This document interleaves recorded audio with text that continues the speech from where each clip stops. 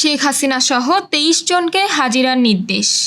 বন্দর পুরোপুরি বন্ধ ছিল না, মন্তব্য শাখায়েত হোসেনের। নির্বাচনী বাজেটে কোনো কার্পণ্য করা হবে না, জানালেন অর্থ উপদেষ্টা। জুলাই শহীদদের তালিকায় আরও 10 শহীদের নাম। পালানোর অভিযোগে ডিআইজি সহ আরও 3 পুলিশ কর্মকর্তা বরখাস্ত। হঠাৎ ইরাকের সামরিক বিমান ঘাঁটিতে রকেট হামলা। দর্শক, গ্রামের কাগজ নিউজ ওয়ার্ল্ডে সকালের খবরে আপনাকে স্বাগত। শুনছিলেন প্রধান প্রধান শিরোনাম। এবার চলুন যাওয়া যাক মূল আয়োজনে। রাজধানীর পূর্বাঞ্চলে রাজ্যিকের সরকারি প্লট বরাদ্দের দুর্নীতির অভিযোগে দায়ের করা 5 মামলায় সাবেক প্রধানমন্ত্রী শেখ হাসিনা সহ 23 জন পলাতক আসামিকে আদালতে হাজির হতে পত্রিকায় বিজ্ঞপ্তি প্রকাশের নির্দেশ দিয়েছেন আদালত। মঙ্গলবার ঢাকার মেট্রোপলিটন সিনিয়র স্পেশাল জজ জাকির হোসেন গালিব এ আদেশ দেন। পাশাপাশি এই বিষয়ে গেজেট ও সংবাদপত্র বিজ্ঞপ্তি প্রকাশের প্রতিবেদন জমা দিতে আগামী 20 জুলাই দিন ধার্য করেছেন আদালত। দুদকের প্রসিকিউটর মীর আহমেদ আলী সালাম জানিয়েছেন, প্লট বরাদ্দ সংক্রান্ত দুর্নীতির 6টি মামলার মধ্যে আজ 5টির শুনানির তারিখ ছিল। এর মধ্যে একটি মামলায় গত 17 জুন গেজেট প্রকাশের নির্দেশ দেওয়া হলেও তা বাস্তবায়ন হয়নি। বাকি 5 মামলা 23 আসামি পলাতক রয়েছেন এমন প্রতিবেদন আদালতে উপস্থাপন করা হয়। ফলে তাদের আদালতে হাজির করার লক্ষ্যে গেজেট ও সংবাদপত্রে বিজ্ঞপ্তি প্রকাশের আদেশ দেওয়া হয়েছে। প্লট বরাদ্দের দুর্নীতির অভিযোগে গত জানুয়ারিতে পৃথক 6 মামলা করে দুদক। মামলায় সাবেক প্রধানমন্ত্রী শেখ হাসিনা, ছেলে সজীব ওয়াজেদ জয়, মেয়ে সাইমা ওয়াজেদ পুতুল, বোন শেখ রেহেনা, রেহেনার মেয়ে ও British MP Tulip Rizwana Siddiq, ছেলে রাদওয়ান মুজিব সিদ্দিক ও অপর মেয়ে আজমিনা সিদ্দিক সহ আরও অনেককে আসামি করা হয়। সবগুলো মামলায় আদালতে অভিযোগপত্র দাখিল করা হয়েছে। আসামিরা পলাতক থাকায় তাদের বিরুদ্ধে গ্রেপ্তারি পরোয়ানা জারি হয়েছে। জাতীয় রাজস্ব বোর্ড নিয়ে চলমান সংকেতে বন্দর পুরোপুরি বন্ধ ছিল না।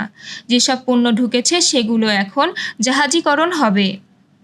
ক্ষতির পরিমাণ এখনও নিরূপণ করা হয়নি বলে জানিয়েছেন শ্রম ও কর্মসংস্থান উপদেষ্টা অবসরপ্রাপ্ত ব্রিগেডিয়ার জেনারেল এম শাখায়েত হোসেন। সচিবালয়ে মন্ত্রিপরিষদ বিভাগের সম্মেলন কক্ষে সরকারি ক্রয় সংক্রান্ত উপদেষ্টা পরিষদ কমিটির বৈঠক শেষে সাংবাদিকদের এক প্রশ্নের জবাবে তিনি একথা জানান। বন্দরের স্থবিরতা নিয়ে সাংবাদিকদের এক প্রশ্নের জবাবে শাখায়েত হোসেন বলেন, পুরোপুরি বন্ধ ছিল না। পণ্য যা বন্দরে ঢুকেছে সেগুলো এখন জাহাজীকরণ হবে। ক্ষতির পরিমাণ এখনও নিরূপণ করা হয়নি, তবে খুব বেশি একটা ক্ষতি হয়নি। আন্দোলনকারীদের ইঙ্গিত করে শ্রম উপদেষ্টা বলেন, আপনি নেই বলে কোনো কাজ থেমে থাকবে এটা বাংলাদেশে হবে না, পৃথিবীর কোনো দেশ হয় না। আগামী জাতীয় সংসদ নির্বাচনের অর্থ বরাদ্দের ক্ষেত্রে কোনো কার্পণ্য করা হবে না বলে জানিয়েছেন অর্থ উপদেষ্টা ডক্টর সালেউদ্দিন আহমেদ। মঙ্গলবার দুপুরে সচিবালয়ের মন্ত্রিপরিষদ বিভাগে সম্মেলন কক্ষে অর্থ উপদেষ্টা ডক্টর সালেউদ্দিন আহমেদের সভাপতিত্বে অনুষ্ঠিত সরকারি ক্রয় সংক্রান্ত উপদেষ্টা পরিষদ কমিটির বৈঠক শেষে সাংবাদিকদের এক প্রশ্নের জবাবে তিনি একথা বলেন। আগামী জাতীয় সংসদ নির্বাচনের অর্থ বরাদ্দের বিষয়ে সাংবাদিকরা প্রশ্ন করলে অর্থ উপদেষ্টা বলেন, নির্বাচনের জন্য অর্থের যে বরাদ্দ দেওয়া হয়েছিল সেখানে আমরা কোনো কার্পণ্য করব না। বৈঠকের সিদ্ধান্তের বিষয়ে তিনি বলেন, চট্টগ্রাম বন্দরে কন্টেইনার হ্যান্ডেলিংয়ের বিষয়ে সিদ্ধান্ত হয়েছে। ডিএপি ইউরিয়া সার কেনেন অনুমোদন দেওয়া হয়েছে। এলএনজির বিষয়ে সিদ্ধান্ত নেওয়া হয়েছে। এলএনজি এলে আমরা হয়তো সারের সরবরাহে বাড়াতে পারব। রংপুরে 30টি স্কুল রিনভেন্ট করার বিষয়ে অনুমোদন দেওয়া হয়েছে। জুলাই গণ অভ্যুত্থানে তালিকায় আরও 10 শহীদদের নাম অন্তর্ভুক্ত করা হয়েছে। হালনাগাদ তালিকাটি সোমবার গেজেট আকারে প্রকাশ করেছে মুক্তিযুদ্ধ বিষয়ক মন্ত্রণালয়। সরকারি গেজেট অনুযায়ী জুলাই গণ অভ্যুত্থানে শহীদদের সংখ্যা দাঁড়ালো 844। প্রকাশিত গেজেট বলা হয়, জুলাই গণ অভ্যুত্থানে শহীদ পরিবার ও জুলাই যোদ্ধাদের কল্যাণ ও পূর্বাসন অধ্যাদেশ 2025-এর সংশ্লিষ্ট ধারা এবং মুক্তিযুদ্ধ বিষয়ক মন্ত্রণালয়ের কার্যবিধি অনুযায়ী গণ অভ্যুত্থান 202 এ শহীদদের গেজেট প্রকাশ করা হয়েছে। প্রকাশিত গেজেট অনুযায়ী নতুন করে তালিকাভুক্ত হওয়া 10 শহীদ হলেন কুড়িগ্রামের রফিকুল ইসলাম, শরীয়তপুরের নড়িয়ার বাঁধন, ঢাকার পূর্ব সেনপাড়া পর্বতা এলাকার কবির, যাত্রাবাড়ি এলাকার কুতুবখালীর নাসির হোসেন, চট্টগ্রামের ডমল মুরিংয়ের হাসান, নোয়াখালীর সোনাইমুড়ির ইয়াসিন, যশোর সদরের আজিজ এবং বাগেরহাটের মোরেলগঞ্জের নূর বেপারী। কর্মস্থল থেকে পালানোর অভিযোগে এক উপমহাপরিদর্শক সহ পুলিশের আরও ৩ কর্মকর্তাকে সাময়িক বরখাস্ত করা হয়েছে। মঙ্গলবার স্বরাষ্ট্র মন্ত্রণালয়ের ওয়েবসাইটে ৩টি প্রজ্ঞাপনে তাদের বরখাস্তের বিষয়ে জানানো হয়। সাময়িক বরখাস্ত হওয়া ৩ কর্মকর্তা হলেন চট্টগ্রাম রেঞ্জের সাবেক ডিআইজি নূরে আল মিনা, ঢাকা মহানগর পুলিশের সাবেক উপকমিশনার মানাস কুমার পোদ্দার এবং রহমাত উল্লাহ চৌধুরী। দুদিন আগে এসপি, অতিরিক্ত এসপি ও এএসপি পদ মর্যাদার ১৩ কর্মকর্তাকে একই অভিযোগে সাময়িক বরখাস্ত করে প্রজ্ঞাপন জারি করে সরকার। ডিআইজি নূরে আলম মিনার সর্বশেষ কর্মস্থল ছিল রাজশাহীর শারদায় বাংলাদেশ পুলিশ একাডেমিতে। তিনি গত ৯ ফেব্রুয়ারি থেকে সেখানে অনুপস্থিত আছেন উল্লেখ করে প্রজ্ঞাপনে বলা হয়, সরকারি কর্মচারী শৃঙ্খলা ও আপিল বিধিমালা অনুসারে পলায়নের অভিযোগে অভিযুক্ত হওয়ায় তাকে সরকারি চাকরি থেকে সাময়িক বরখাস্ত করা হলো। তবে সাময়িক বরখাস্তকালীন সময়ে বিধি অনুযায়ী খরপোশ ভাতা পাবেন তিনি। ডিএমপির সাবেক ডিসি মানস কুমার পোদ্দারকে সর্বশেষ যুক্ত করা হয় কুমিল্লার রেঞ্জ ডিআইজির কার্যালয়ে।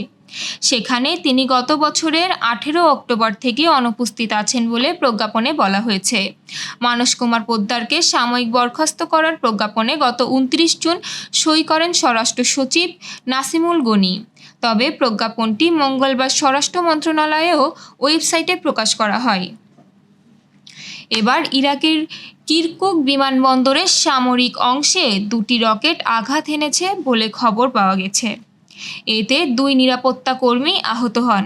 মঙ্গলবার ইসরায়েলি সংবাদ মাধ্যম টাইমস অব ইসরায়েলের এক প্রতিবেদনে এ তথ্য জানানো হয়েছে। দেশটির এক সিনিয়র নিরাপত্তা কর্মকর্তা জানান, ইরাকের উত্তরে কিরকুক বিমানবন্দরের সামরিক অংশে রোববার রাতে কাতিউসা রকেট হামলা চালানো হয়েছে। এ ঘটনায় 2 জন নিরাপত্তা সদস্য আহত হয়েছেন। একই সময়ে আরও একটি রকেট শহরের একটি বাসায় আঘাত এনেছে। নাম প্রকাশ না করার শর্তে এক জ্যেষ্ঠ নিরাপত্তা কর্মকর্তা বলেন, কিরকুক বিমানবন্দরের সামরিক অংশে 2টি কাতিউসা রকেট আঘাত এনেছে। এতে 2 জন নিরাপত্তা কর্মী সামান্য আহত হয়েছেন। এ সময় ছাড়া একটি রকেট বিস্ফোরিত হয়নি।